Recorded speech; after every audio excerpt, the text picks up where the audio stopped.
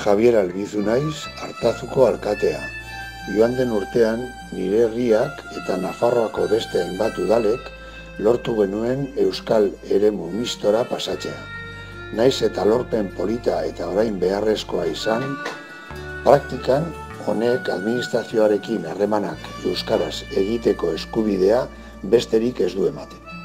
Dena den, Nafar eta euskaldun bezala, ez dugu ulertzen zergatik bakarrik Nafarroan gertatzen den eta euskaragatik bakarrik gauden hiru zonaldeetan zatituta.